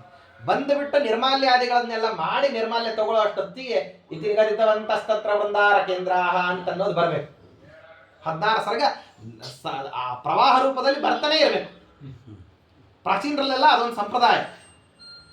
ಸ್ನಾನ ಮಾಡಿದ ತಕ್ಷಣ ಏನು ಮಾಡೋದು ಅಂದ್ರೆ ಹೇಳಲಿಕ್ಕೆ ಆರಂಭ ಮಾಡಿಬಿಡೋದು. ಮನೆಯಾಗಿನ ಹೆಣ್ಮಕ್ಳು ಅದೇ ರೀತಿಯಲ್ಲಿ ಇವತ್ತಿಗೂ ಅಧ್ಯಾಪ ನೀವು ನೋಡ್ಬೋದು. ರಾಯಚೂರು ಮಾನವಿ ಪ್ರಾಂತ್ಯಕ್ಕೆ ಹೋಗ್ಬಿಟ್ರೆ ಹೆಣ್ಮಕ್ಳು ಬೆಳಗ್ಗೆ ಎದ್ದು ಥಳಿ ರಂಗೋಲಿ ಹಾಕ್ಬೇಕಾದ್ರೆ ಹರಿಕಥಾಮೃತ ಸಾರ ಗುರುಗಳ ಅಂತ ಹೇಳಿ ಆರಂಭ ಮಾಡಿದ್ರು ಅಂದ್ರೆ ಫಲಶ್ರುತಿ ಸಂಧಿ ಬರೋ ಅಷ್ಟೊತ್ತಿಗೆ ಸರಿಯಾಗಿ ದಾಸರ ಗುಡಿಗೆ ಹೋಗ್ಬಂದು ತೀರ್ಥ ತಗೊಂಡು ಊಟಕ್ಕೆ ಕೊಡ್ತಾರೆ. ಬೆಳಗ್ಗೆ 12 ಗಂಟೆ ಒಳಗೆ ಏನಾಗ್ತದೆ ಅಂದ್ರೆ 32 ಸಂತ ಹರಿಕಥಾಮೃತ ಸಾರ ಬರ್ತಾನೆ ಇರ್ತದೆ. ಪ್ರವಾಹ ಬಂದಂಗೆ ಬರ್ತಾ ಇರ್ತದೆ. ಅದನ್ನ ಆವಾಗ ಕೂತ್ಕೊಂಡು ಗಟ್ಟಿ ಮಾಡೋದು, ಇವಾಗ ಕಣ್ಣು ಕಾಣದೇ ಇರಬೇಕಾದ್ರೆ ಚಶ್ಮಾ ಬಂದ ನಂತರದಲ್ಲಿ ನೋಡೋದು ಅಂತ ಅನ್ನೋದಲ್ಲ. ಅದನ್ನ ಮೊದಲೇ ಗಟ್ಟಿ ಮಾಡ್ಕೊಂಡು ಬಿಟ್ಟಿರೋದು, ಅದನ್ನ ಹೇಳ್ತಾನೇ ಇರೋದು. ಹಿಂಗೇನೆ ಮಾಡ್ರಿ ಅಂತಂತಿದ್ರಂತೆ ಪ್ರಾಚೀನರಲ್ಲೆಲ್ಲ. ಯಾಕೆಂದ್ರೆ ಅಡಿಗೆ ಮಾಡ್ಬೇಕಾದ್ರೆ ನೀವೇನಾದ್ರೂ ಬೇರೆ ಯೋಚನೆ ಮಾಡಿಬಿಟ್ರಿ ಅಂತಂದ್ರೆ ತಿನ್ನೋರಿಗೆಲ್ಲ ದುರ್ಬುದ್ಧಿ ಬಂದ್ಬಿಡ್ತದೆ ಅಂತ. ಯಾಕೆ ಅಂದ್ರೆ ಯಾರು ಯಾವ ಯೋಚನೆ ಮಾಡಿಕೊಂಡು ಅಡಿಗೆ ಮಾಡಿರ್ತಾರಲ್ಲ ತಿನ್ನವನಿಗೆ ಆ ರೀತಿಯಲ್ಲಿ ಏನಾಗ್ತದೆ ಅಂದ್ರೆ ಬುದ್ಧಿ ವ್ಯತ್ಯಾಸ ಆಗ್ಬಿಡ್ತದೆ. ಅಚ್ಯುತ ಪ್ರೇಕ್ಷಾಚಾರ್ಯರಂಥವ್ರು ಶ್ರೀಮದಾಚಾರ್ಯರಿಗೆ ಉಪದೇಶ ಮಾಡತಕ್ಕಂತ ಅರ್ಹತೆಯನ್ನು ಪಡೆದ್ರಂತೆ. ಹೆಂಗೆ ಅಂತಂದ್ರೆ ಅಂತಾರೆ, ಪುರೈವ ಕೃಷ್ಣಾಕರ ಸಿದ್ಧ ಶುದ್ಧಿಮದ್ವರನ್ನ ಭುಕ್ತ್ಯಾ, ಕೃಷ್ಣಾದೇವಿಯ ಕೈಯಿಂದ ಶುದ್ಧವಾಗಿರತಕ್ಕಂತ ಅನ್ನವನ್ನ ಉಂಡಿದ್ದಕ್ಕೋಸ್ಕರವಾಗಿ ಏನಾಯ್ತು ಅಂತಂದ್ರೆ ಆಚಾರ್ಯರಿಗೆ ಪ್ರಣವ ಮಂತ್ರವನ್ನು ಉಪದೇಶ ಮಾಡತಕ್ಕಂತ ಯೋಗ್ಯತೆ ಬಂತಂತೆ. ಆದ್ರಿಂದ ಅನ್ನಗ್ರಹಣವನ್ನ ಮಾಡಬೇಕಾದ್ರೆ ಮಾಡೋರು ಯಾವ ರೀತಿಯಲ್ಲಿ ಅನ್ನವನ್ನ ಮಾಡಿರ್ತಾರೋ ಅದಕ್ಕೆ ತಕ್ಕಂಗೆ ಅನ್ನದಲ್ಲಿ ಏನಿರ್ತದೆ ಅಂದ್ರೆ ಸ್ವಭಾವ ಬಂದಿರುತ್ತೆ.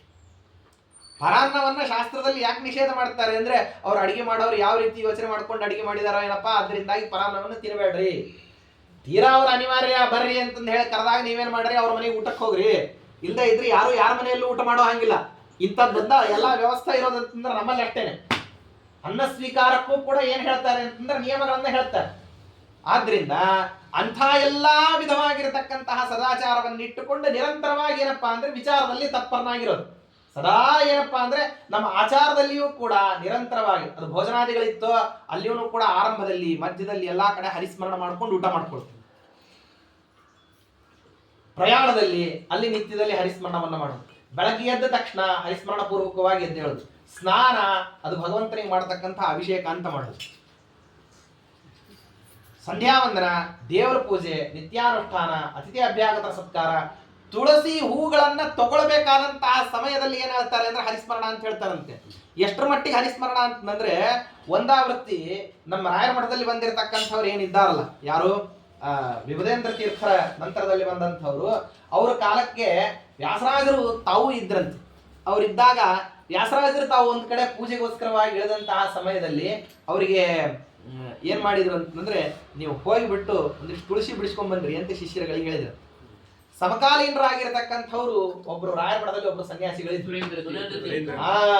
ಹೌದು, ಆ ಸುರೇಂದ್ರ ತೀರ್ಥರು ಏನ್ ಮಾಡಿದ್ರು ಅಂತಂದ್ರೆ ಅಲ್ಲಿ ಇನ್ನೊಂದ್ ಕಡೆ ಪೂಜಾ ಮಾಡ್ತಿದ್ರಂತೆ.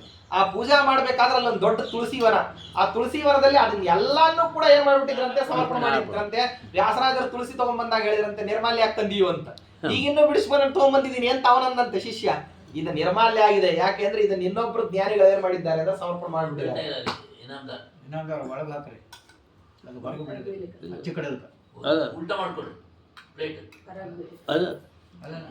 ಆದ್ರಿಂದಾಗಿ ಹಾಗೆ ಏನಪ್ಪಾ ಅಂತಂದ್ರೆ ಪ್ರತಿಯೊಂದು ಪದಾರ್ಥವನ್ನ ಪರಮಾತ್ಮನಿಗೆ ಸಮರ್ಪಣೆ ಮಾಡತಕ್ಕಂತಹ ಕ್ರಮ ಇದೆ. ಸುಧಾಮ ತಾನು ಹೊರಟಿದ್ದಂತೆ ಕೃಷ್ಣ ಪರಮಾತ್ಮನ ದರ್ಶನಕ್ಕೋಸ್ಕರವಾಗಿ. ಆ ದರ್ಶನಕ್ಕೆ ಹೊರಟಂತಹ ಸಮಯದಲ್ಲಿ ಕಾಡು ದಾಟ್ಕೊಂಡು ಹೋಗ್ಬೇಕು. ಕೈಯಲ್ಲಿ ಅವನಿಗೆ ತಗೊಂಡು ಹೋಗ್ಲಿಕ್ಕೆ ಏನೂ ಇಲ್ಲ. ಹೆಂಡತಿ ಕೊಟ್ಟು ಕಳಿಸಿರ್ತಕ್ಕಂಥ 3 ಇಡಿ ಅವಲಕ್ಕಿ ಬಿಟ್ಟರೆ ಬೇರೆದೇನೂ ಇಲ್ಲ. ಅದನ್ನ ಕಟ್ಕೊಂಡು ಹೊಂಟಿದ್ದಂತೆ. ಹೊಂಟಾಗ ದಾರಿಯಲ್ಲಿ ಏನಪ್ಪಾ ಅಂದ್ರೆ ಕಾಡು. ಆ ಕಾಡಿನಲ್ಲಿ ಯಥೇಚ್ಛ ಹಣ್ಣುಗಳು. ಆ ಹಣ್ಣುಗಳನ್ನೆಲ್ಲ ನೋಡಿದ್ದಂತೆ ಹೆಬ್ಬಲ್ಸು ಅಂತ ಬಿಡ್ತದೆ. ಅದು ಎಷ್ಟು ದೊಡ್ಡದಿರ್ತದೆ ಅಂದ್ರೆ ಪ್ರಾಯ ಒಬ್ಬರಿಗೆ ಸಹಜವಾಗಿ ಎತ್ತಲಿಕ್ಕೆ ಆಗೋದಿಲ್ಲ. 30 kg 35 kg ಭಾರ ಇರುವಂಥದ್ದು ಅಂತ ಹಣ್ಣುಗಳೆಲ್ಲ ಇದ್ವಂತೆ. ಎಷ್ಟು ಒಳ್ಳೆ ಸ್ವರಸವಾಗಿರತಕ್ಕಂಥದ್ದು, ಅತ್ಯಂತ ಅದ್ಭುತವಾದಂತಹ ಸುಗ್ರಾಸವಾದಂತಹ ಹಣ್ಣುಗಳು. ಆದ್ರೆ ಇದನ್ನು ಹೋಗಿ ಸಮರ್ಪಣೆ ಮಾಡೋಣ ಅಂದ್ರೆ ಎತ್ಕೊಂಡು ಹೋಗ್ಲಿಕ್ಕೆ ಶಕ್ತಿ ಸಾಲದು. ನೋಡಿದಂತೆ ನೋಡಿದ ಕ್ಷಣಕ್ಕೆ ಅಯ್ಯೋ ಪರಮಾತ್ಮ, ಇದನ್ನ ಅಲ್ಲಿಗೆ ತಂದಿಟ್ಟು ಒಂದೇ ಸದಾನಂದಂ ಹೇಳುವಂತ ಚೈತನ್ಯ ನನ್ನಲ್ಲಿಲ್ಲ. ಅದಕ್ಕಾಗಿ ಏನ್ ಮಾಡ್ತೀನಿ ಅಂದ್ರೆ ಅವೆಲ್ಲಿದ್ದಾವೋ ಅಲ್ಲೇ ನೀ ಬಂದ್ಬಿಡು ಅಂತ ಹೇಳ್ಬಿಟ್ಟು ಅಲ್ಲೇ ಕೃಷ್ಣಾರ್ಪಣ ಅಂತ ಹೇಳಿದ್ನು. ಪರಮಾತ್ಮನಿಗೇನೋ ಹಿಂಗೆ ಹೇಳ್ಬಿಟ್ಟ. ಆದ್ರೆ ಅಲ್ಲಿ ಮುಂದಕ್ಕೆ ಹೋಗ್ತಾ ಕೆರೆಯಲ್ಲೆಲ್ಲ ಕಮಲಗಳು ಕಂಡುವಂತೆ. ಆ ಕಂಡ್ರೆ ಅವನ್ನ ಹಂಗೇನೆ ದೇವರಿಗೆ ಇಲ್ಲೇ ಬಾ ಅಂತಂದು ಹೇಳಲಿಕ್ಕೆ ಆಗೋದಿಲ್ಲ. ಯಾಕೆಂದ್ರೆ ದೇವ್ರು ಬಂದ್ರು ಕೂಡ ದೇವ್ರ ನಿರ್ಮಾಲ್ಯ ತಗೊಳಕ್ಕೆ ರಮಾದೇವಿ ಆಕಿ ಬರಂಗಿಲ್ಲ. ಆದ್ರಿಂದ ಆಕಿಗೆ ಎತ್ಕೊಂಡು ಹೋಗ್ಬೇಕು ಅಂತ ಹೇಳಿ ರಂಗಾನ ಹೆಂಡೀರ ಹೆರಳಿಗೆ ಬೇಕೆಂದು ತೆಕ್ಕೊಂಡರು ಕಮಲ ಪುಷ್ಪಗಳಾದನ್ನು ಎತ್ಕೊಂಡು ಹೋದ್ನಂತವ್ರು. ಆ ಕಮಲ ಪುಷ್ಪಗಳನ್ನ ಎತ್ಕೊಂಡು ದೇವರಿಗೆ ಇಲ್ಲೇ ಬಾ ಅಂತ ಕರೆದಂತೆ. ಆದ್ರೆ ಅವನ ಹೆಂಡತಿಗೆ ಮಾತ್ರ ತಗೊಂಡು ಹೋಗಿ ಕೊಟ್ಟನಂತವ್ರು. ಯಾರು? ಸುಧಾಮ ಅಂತ ಹೇಳ್ತಾರೆ. ಹಾಗೆ ನಾವು ನಿತ್ಯದಲ್ಲಿ ತುಳಸಿ ಹೂಗಳನ್ನ ಗ್ರಹಣ ಮಾಡತಕ್ಕಂಥದ್ದು, ಮತ್ತೆ ಇದನ್ನೆಲ್ಲ ಏನೇನ್ ಮಾಡ್ತೀವೋ ಅದೆಲ್ಲವೂ ಕೂಡ ಪರಮಾತ್ಮನ ಪೂಜಾತ್ವೇನ ಏನ್ ಮಾಡ್ಬೇಕು, ಅನುಷ್ಠಾನ ಮಾಡಬೇಕು. ಹಾಗೆ ಆಚಾರ್ಯ ಮಾಡತಕ್ಕಂಥ ಪ್ರತಿಯೊಂದು ಬೆಳಗ್ಗೆ ಎದ್ದಾಗಿನಿಂದ ಏನೇನು ಕರ್ಮಗಳನ್ನ ಮಾಡ್ತಾರೆ ಅಂತ ಅನ್ನೋದನ್ನ ತಾವು ನಿಟ್ಟಾಗಿ ಗಮನಿಸ್ತಾ ಬಂದ್ರಂತೆ. ಪ್ರತಿಯೊಂದನ್ನು ಗಮನಿಸ್ತಾ ಬಂದ್ರಂತೆ. ಉದಯತಿ ವಿನತಾಯ ನಂದನೆ ಶ್ಲಾಘ್ಯ ಕಾಲೇ ಸಕೃತ ಸಕಲ ಕೃತ್ಯ ವೇದಿ ಪ್ರವೇಕ ಅರುಣಯವ ನಿತಾಂತರ ಬ್ರಹ್ಮ ನಾರಾಯಣಾಖ್ಯಂ ಗುರುಗುಣಮವಿದದ್ಯೌ ಯೋಗ್ಯ ಯೋಗಾಸನಸ್ಥ. ಬೆಳಗ್ಗೆ ಪಂಚ ಉಷಃ ಕಾಲದಲ್ಲಿ ಆಚಾರ್ಯರು ಹೇಳ್ಬೇಕಂತೆ. ಅದಕ್ಕಿಂತ ಪೂರ್ವಭಾವಿಯಾಗಿ ಯತೀನಾಂ ಸ್ನಾನ ಕಾಲೋ ಎಂಬಂತಾರೆ. ನಮಗೆ 1.5 ಗಳಿಗೆ ಮುಂಚೆ, ಅವ್ರಿಗೆ 2.5 ಗಳಿಗೆ ಮುಂಚೆ ಹೇಳ್ತಾರೆ. ಯಾರಿಗೆ? ಸನ್ಯಾಸಿಗಳಿಗೆ. ಆ ಕಾಲಕ್ಕೆ ಎದ್ದು ಬಿಟ್ಟು ಏನಪ್ಪಾ ಅಂತಂದ್ರೆ ಆಚಾರ್ಯರು ಮತ್ತೆ ವಿನತಾಪುತ್ರನಾಗಿರತಕ್ಕಂತಹ ಅರುಣ ಏನಿದ್ದಾನಲ್ಲ, ಸೂರ್ಯ ಸಾರಥಿಯಾಗಿರ್ತಕ್ಕಂಥವನು, ಅವನು ಎದ್ದು ಬಂದು ಸೂರ್ಯ ರಥವನ್ನು ಸಿದ್ಧ ಮಾಡೋ ಅಷ್ಟೊತ್ತಿಗೆ, ಯಾಕೆಂದ್ರೆ ಇವತ್ತು ಸೂರ್ಯ ರಥ ಸಿದ್ಧ ಮಾಡಿ ಸೂರ್ಯ ರಥಾರೋಹಣ ಮಾಡತಕ್ಕಂಥ ದಿವಸನೇ ಇವತ್ತು ರಥಸಪ್ತಮಿ. ಆ ಸಮಯಕ್ಕೆ ಸರಿಯಾಗಿ ಆಚಾರ್ಯರು ಏನ್ ಮಾಡ್ತಿದ್ರು ಅಂತಂದ್ರೆ ನಿತ್ಯದಲ್ಲಿ ತಾವು ಸ್ನಾನಾದಿಗಳನ್ನೆಲ್ಲವನ್ನು ಮಾಡಿಕೊಂಡು ಮತ್ತೆ ಬ್ರಹ್ಮಗಾಯತ್ರಿಯನ್ನ ಜಪ ಮಾಡ್ಲಿಕ್ಕೋಸ್ಕರವಾಗಿ ಬಂದು ಕೂಡ್ತಿದ್ರು. ಅತ್ಯಂತ ಶ್ಲಾಘ್ಯವಾಗಿರತಕ್ಕಂತಹ ಕಾಲದಲ್ಲಿ ಆಚಾರ್ಯರು ಏನ್ ಮಾಡ್ತಾ ಇದ್ರು, ತಾವು ಜಪದಲ್ಲಿ ತತ್ಪರರಾಗಿರ್ತಿದ್ರು.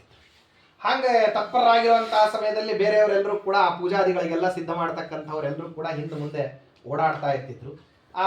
ಆನಂತರ ಅವರು ಶ್ಲಾಘ್ಯವಾದಂತಹ ಈ ಕಾಲದಲ್ಲಿ ಪ್ರಾತಃ ಕಾಲದ ಕೃತ್ಯಗಳನ್ನೆಲ್ಲವನ್ನು, ದಂತಾವನಾದಿಗಳನ್ನೆಲ್ಲವನ್ನು ಮಾಡಿಕೊಂಡು ಬಂದು ಆಚಾರ ಸ್ನಾನ ಮಾಡ್ಕೊಂಡು ಕೂತಿರ್ತಿದ್ರು ಅನ್ನೋ ಕಾರಣಕ್ಕೆ ಅವರು ಪೂರ್ವಭಾವಿಯಾಗಿ ಶಿಷ್ಯರುಗಳು ಎದ್ದು ಸಿದ್ಧ ಮಾಡ್ಕೊಂಡಿರ್ಬೇಕು. ಯಾಕಂದ್ರೆ ಆಚಾರ ಬಂದ್ಬಿಡ್ತಾರೆ ಅನ್ನೋ ಕಾರಣಕ್ಕೆ ಎಲ್ಲ ಸಿದ್ಧರಾಗಿರ್ತಿದ್ರು.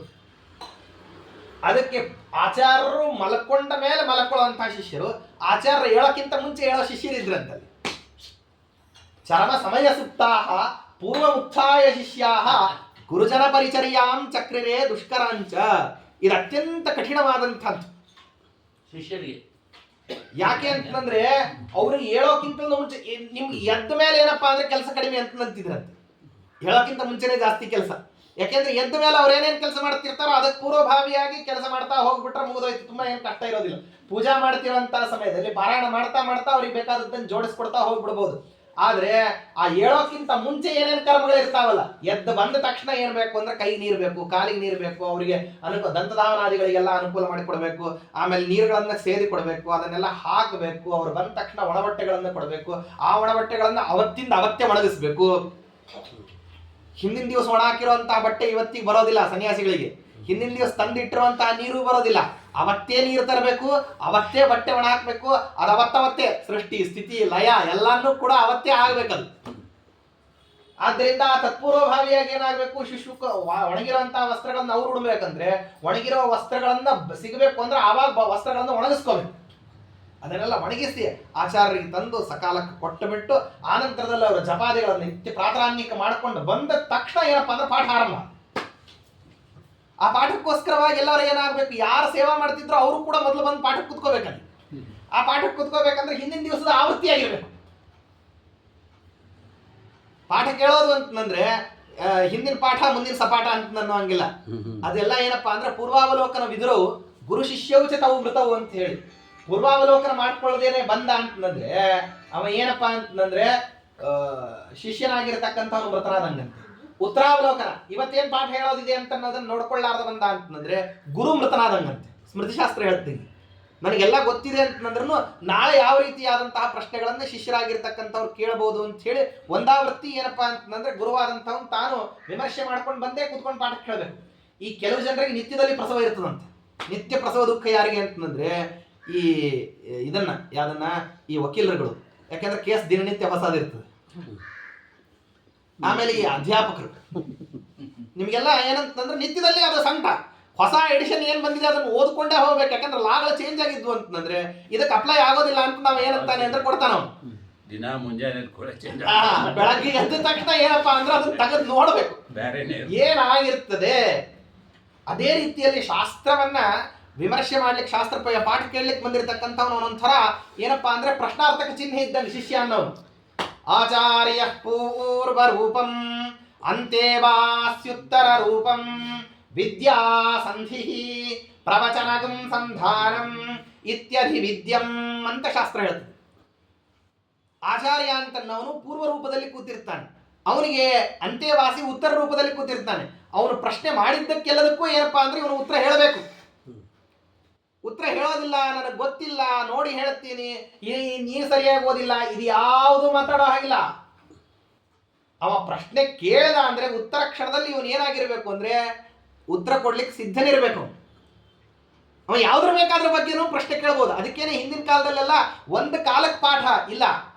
ಪಾಠಕ್ಕೆ ಯಾವಾಗ ಕರೀತಾರ್ರಿ, ಯಾವಾಗ ಮನಸ್ಸು ಬರ್ತದೋ ಅವಾಗ ಕರೀತಾರೆ. ಪಾಠ ಹೇಳೋ ತನಕ ಏನ್ ಮಾಡ್ಬೇಕು ಅಂದ್ರೆ ನಿರೀಕ್ಷೇತ ಬಾಯಿ ಮುಚ್ಕೊಂಡು ಕಾಯ್ತಾ ಇರ್ಬೇಕು. ಬೆಳಗ್ಗೆ ಹೇಳ್ತೀನಿ ಅಂತ ನಂದಿದ್ದ, ಅವನಿಗೇನು ನಿಂತಿದ್ದ ಅವನೇನು ಕರ್ಮಗಳೋ ಏನು ಕೆಲಸಗಳೋ ಇನ್ನೊಂದೋ ಮತ್ತೊಂದೋ ಅವ ಅದರಲ್ಲಿ ಆಸಕ್ತನಾಗಿದ್ದು ಬಿಟ್ಟು ಆಮೇಲೆ ಸಾಯಂಕಾಲಕ್ಕೆ ಬಂದ್ಬಿಟ್ಟು ಇವಾಗ ಹೇಳ್ತೀನಿ ಬಾ ಸರಿ ಕೂತ್ಕೋ, ರಾತ್ರಿ ಕೂತ್ಕೋ, ನಿದ್ದೆಯಲ್ಲಿ ಎಬ್ಬಿಸ್ಬಿಟ್ಟು ಪಾಠಕ್ಕೆ ಬಾ ಸರಿ ಬರ್ತೀನಿ, ಬೆಳಗ್ಗೆ ಎದ್ದು ಕರೆದ ಸರಿ, ಯಾವ ಸಮಯದಲ್ಲೂ ನಿಷೇಧ ಮಾಡ್ತೀನಿ ಅನ್ನೋ ಹಂಗಿಲ್ಲ. ಯಾಕೆ ಅಂದ್ರೆ ಇದೊಂಥರ ಅನುಗ್ರಹವನ್ನ ಕೊಡತಕ್ಕಂಥ ವಿದ್ಯಾ. ಇಲ್ಲಿ ಅರ್ಥದ ಮೂಲಕವಾಗಿ, ಯಾಕೆಂದ್ರೆ ವಿದ್ಯಾ ಅನ್ನೋದು 3 ರೀತಿಯಲ್ಲಿ ಗ್ರಹಣ ಮಾಡೋದಿದೆ. ಹೆಂಗೆ ಅಂತಂದ್ರೆ ಗುರು ಶುಶ್ರೂಷೆಯ ವಿದ್ಯಾ, ಗುರುವನ್ನ ಶುಶ್ರೂಷ ಮಾಡಿ ಸೇವಾ ಮಾಡಿ ವಿದ್ಯಾ ತಗೊಳ್ತಕ್ಕಂಥದ್ದು ಪ್ರಥಮ ಕಲ್ಪ. ಪುಷ್ಕಲೇನ ಧನೇನವಾ, ಯಥೇಚ್ಛ ದುಡ್ಡು ಕೊಟ್ಟು ಬಿಟ್ಟು ಅವನ ಹತ್ರ ವಿದ್ಯಾಗ್ರಹಣ ಮಾಡೋದು. ಅಥವಾ ವಿದ್ಯೆಯ ವಿದ್ಯಾ, ಒಂದು ವಿದ್ಯಾ ತಾವು ಕೊಟ್ಟು ಬಿಟ್ಟು ಇನ್ನೊಂದು ವಿದ್ಯೆ ಅವ್ರ ಹತ್ರ ಸ್ವೀಕಾರ ಮಾಡೋದು. ಇದು 3 ಇದೆ. ಚತುರ್ಥಂ ನಾಣ್ಯದಿಶ್ಯತೆ ಅಂತ ಹೇಳಿ 4ನೇದಿಲ್ಲ. ಜಗತ್ತಿನಲ್ಲಿ ಇರೋದೇ 3 ಕ್ರಮ. ಅದರಲ್ಲಿ 2ನೇ ಮಾತ್ರ ಚಾಲ್ತಿಯಲ್ಲಿದೆ. ಯಥೇಚ್ಛ ದುಡ್ಡು ಕೊಡ್ತೀವಿ, ನೀವು ಒಂದು ಪಾಠ ಹೇಳ್ರಿ, ಇಷ್ಟ ಇದ್ರೆ ಕೇಳಿಸ್ಕೊತೀವಿ, ಕಷ್ಟ ಆದ್ರೆ ಬಿಡ್ತೀವಿ. ಆದ್ರೆ ವಾಸ್ತವದಲ್ಲಿ ಪ್ರಥಮ ಕಲ್ಪ ಯಾವುದು? ಗುರುಗಳನ್ನ ಶುಶ್ರೂಷ ಮಾಡಿ ಅವ ಯದ್ದದ್ಯಾತ್ ಸುಪ್ರಸನ್ನಧೀಹಿ ಶಿಷ್ಯಾಯ ಸತ್ಯಂ ಭವತಿ, ಅವನು ಮತ್ತೆ ಸುಪ್ರಸನ್ನ ಮನಸ್ಕನಾಗಿ ಅವನು ವಿದ್ಯಾವನ್ನು ಕೊಡ್ತಕ್ಕಂಥದ್ದೇನಿದೆಯಲ್ಲ ಸರ್ವೋತ್ಕೃಷ್ಟವಾದಂತಹ ಪಕ್ಷ.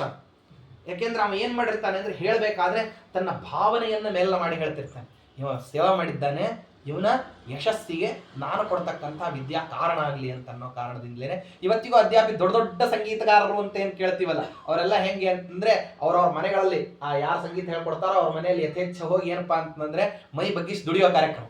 ನಾವು ಸವಾಯಿ ಗಂಧರ್ವ ಆಗಿರ್ಬೋದು, ಭೀಮಸೇನ್ ಜೋಶಿ ಆಗಿರ್ಬೋದು, ಅಥವಾ ಇನ್ಯಾರೇ ದೊಡ್ಡ ದೊಡ್ಡ ಬಾಲಮುರಳಿ ಕೃಷ್ಣ, ಅವ್ರು ಎಲ್ಲರೂ ಕೂಡ ಏನಂದ್ರೆ ನಮ್ಮ ಗುರುಗಳ ಮನೆಯಲ್ಲಿ ಮುಸ್ರಿ ಪಾತ್ರೆ ತೊಳೆಯೋದ್ರಿಂದ ಮೊದಲು ಮಾಡ್ಕೊಂಡು ಎಲ್ಲ ಮಾಡಿದ್ಮೇಲೆ ನಾವೇನಂದ್ರೆ ಇಷ್ಟು ದೊಡ್ಡ ಸ್ಟೇಜ್ ಹತ್ತಿದೀವಿ. ನಾವು ದೊಡ್ಡ ದೊಡ್ಡವ್ರೆಲ್ಲರದು ಅದೇ ಕಾರ್ಯಕ್ರಮ. ಏನಂದ್ರೆ ಮೊದ್ಲು ಅವ್ರ ಮನೆಯಲ್ಲೇ ಮೈ ಬಗ್ಗಿಸಿ ದುಡಿಯೋದು. ಅದೇನು ನೀಚೋಚ್ಚ ತಿಳಿಯೋ ಹಂಗಿಲ್ಲ. ಬಚ್ಚಲು ಬಳಿಯೋದ್ರಿಂದ ಆರಂಭ ಮಾಡಿಕೊಂಡು ಸ್ವಾದೋದಕ ಮಾಡಿಡೋ ತನಕನು ಎಲ್ಲಿ ಬೇಕಾದ್ರೂ ಏನ್ ಬೇಕಾದ್ರೆ ಕೆಲಸ ಹೇಳ್ತಾರೆ.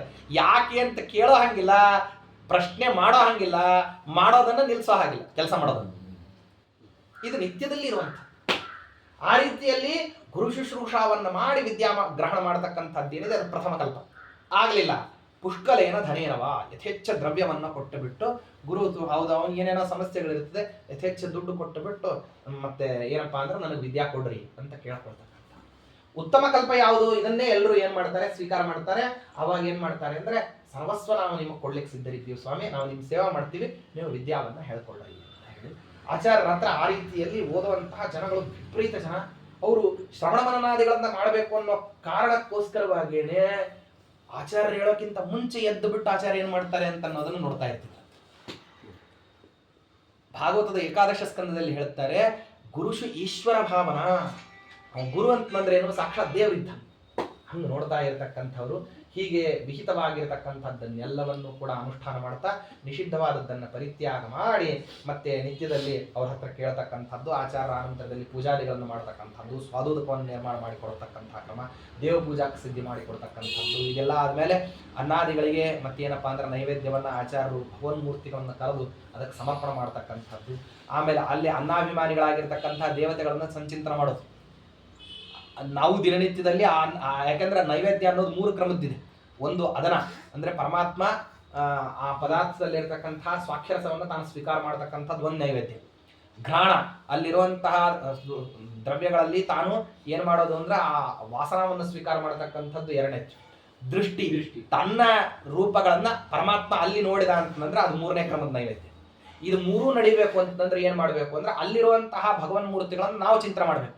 ಅನ್ನದಲ್ಲಿ ಚಂದ್ರಕೇಶವ, ಪರಮಾನ್ನದಲ್ಲಿ ಭಾರತೀ ನಾರಾಯಣ, ಭಕ್ಷದಲ್ಲಿ ಸೂರ್ಯ ಮಾಧವ, ಘೃತದಲ್ಲಿ ಲಕ್ಷ್ಮೀದೇವಿ ಗೋವಿಂದ, ಕ್ಷೀರದಲ್ಲಿ ಸರಸ್ವತಿ ದೇವಿ ವಿಷ್ಣು, ಮಂಡಿಗೆಯಲ್ಲಿ ಬ್ರಹ್ಮ ಮಧುಸೂದನ, ನವನೀತದಲ್ಲಿ ಮಾರುತಾತ್ರೇಯ ವಿಕ್ರಮ, ದಧಿಯಲ್ಲಿ ಚಂದ್ರಾವರಣ ವಾಮನ, ಸ್ತೂಪದಲ್ಲಿ ಗರುಡಾಶ್ರೀಧರ, ಪತ್ರಶಾಖದಲ್ಲಿ ಮಿತ್ರಾಕ್ಷಿ ಸೂರ್ಯ ಋಷಿಕೇಶ, ಫಲಶಾಖದಲ್ಲಿ ಶೇಷಾಪದ್ಮನಾಭ, ಸರ್ವಾಮ್ಲದಲ್ಲಿ ಗೌರಿ ದಾಮೋದರ, ಅನಾಮ್ಲದಲ್ಲಿ ರುದ್ರದೇವರು ಸಂಕರ್ಷಣ, ಸಕ್ಕರೆವೆಲ್ಲದಲ್ಲಿ ಇಂದ್ರಾವಾಸುದೇವ, ಉಪಸ್ಕರದಲ್ಲಿ ಬೃಹಸ್ಪತಿ ಪ್ರದ್ಯುಮ್ನ, ಕಡುದ್ರವ್ಯದಲ್ಲಿ ಯಮಧರ್ಮಾರ್ಯುಂತ, ಸಾಸಿವೆ, ಇಂಗು, ಯಾಲಕ್ಕಿ, ಕರ್ಪೂರ, ಪರಿಮಳ ದ್ರವ್ಯಗಳಲ್ಲಿ ಮನ್ಮಥ ಪುರುಷೋತ್ತಮ, ನಾಲಿಗೆಯಲ್ಲಿ ಸ್ವೀಕರಿಸುವ ರಸ, ಹಾಲು, ಘೃತ, ತೈಲೋಪಕ ಪದಾರ್ಥಗಳಲ್ಲಿ ಬುಧಾದೋಕ್ಷ, ಕೂಷ್ಮಾಂಡ, ತಿಲಮಹ ಸಂಡಿಗೆಯಲ್ಲಿ ದಕ್ಷಾನರಸಿಂಹ, ಏನೇನು ಪದಾರ್ಥಗಳನ್ನು ಇಡ್ತೀರಿ ಅಲ್ಲೆಲ್ಲಾ ಕಡೆನೂ ಭಗವದ್ ರೂಪಗಳನ್ನು ನೋಡ್ತಾ ಬರಬೇಕು.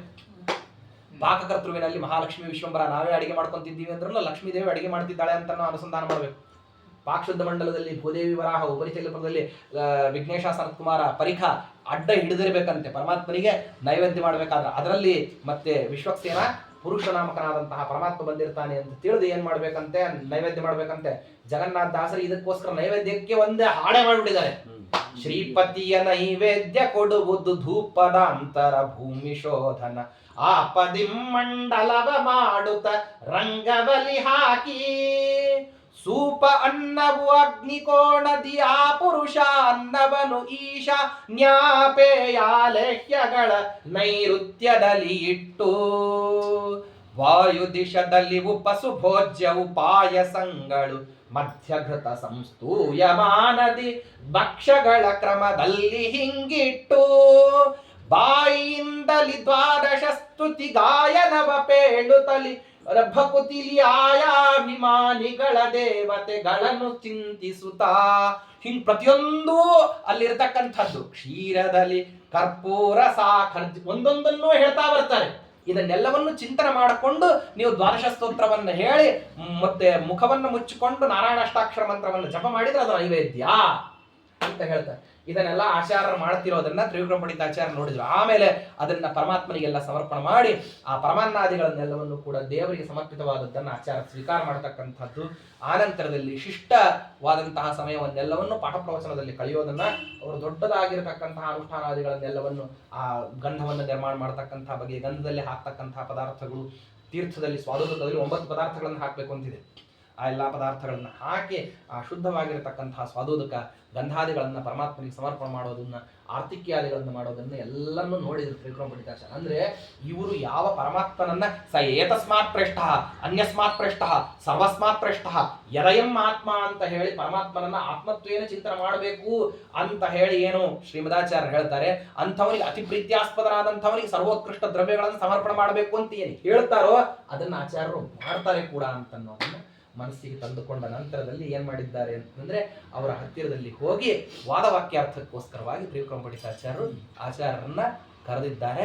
ಆಚಾರ್ಯರಿಗೂ ತ್ರಿವಿಕ್ರಮ ಪಂಡಿತಾಚಾರ್ಯರಿಗೂ ನಡೆಯತಕ್ಕಂತಹ ವಾಕ್ಯಾರ್ಥ ಕೇವಲ ಅದ್ವೈತ ಶಾಸ್ತ್ರವನ್ನು ಮಾತ್ರ ಓದಿದ್ರು, ಅದರಲ್ಲಿ ಮಾತ್ರ ವಾಕ್ಯಾರ್ಥ ಅಲ್ಲ, ಇಡೀ ಸಮಗ್ರ ಷಡ್ದರ್ಶಿನಿ ವಲ್ಲಭರಾದದ್ರಿಂದಾಗಿ ಎಲ್ಲಾ ದರ್ಶನಗಳನ್ನು ಇಟ್ಟುಕೊಂಡು ಅಖಾಡಕ್ಕಿಳಿದಿದ್ದಾರೆ. ಪರಪಕ್ಷ ರಥಾರುಢಂ ಖರತರ್ಕ ಮಹಾಯುಧಂ ತ್ರಿವಿಕ್ರಮಾರ್ಯಂ ಸೋಪಶ್ಯತ್ ಪ್ರತಿವೀರ ವಿಭಾಗ್ರತಃ.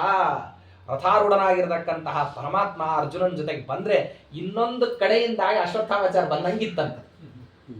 ಅಂಥ ಒಂದು ವಿಚಿತ್ರವಾಗಿರತಕ್ಕಂಥ ವಾದ ವೈಭವ, ವಾದದ ಯುದ್ಧ ವೈಭವ ಅಂತನ್ಬೇಕು, ಅಂಥ ವೈಭವ ಅಂತನ್ನೋದು ನಡೀತು ಅಂತ ಹೇಳ್ತಾರೆ. ಏನ್ ನಡೀತು ಅಂತ ತಿಳಿಸ್ತಾರೆ ಅದನ್ನು ನಾಳಿನ ದಿವಸ. ಶ್ರೀಕೃಷ್ಣಾರ್ಪಣಮಸ್ತು. ಹರೇ ನಮಃ. ಸ್ವಸ್ತಿ ಪ್ರಜಾಭ್ಯ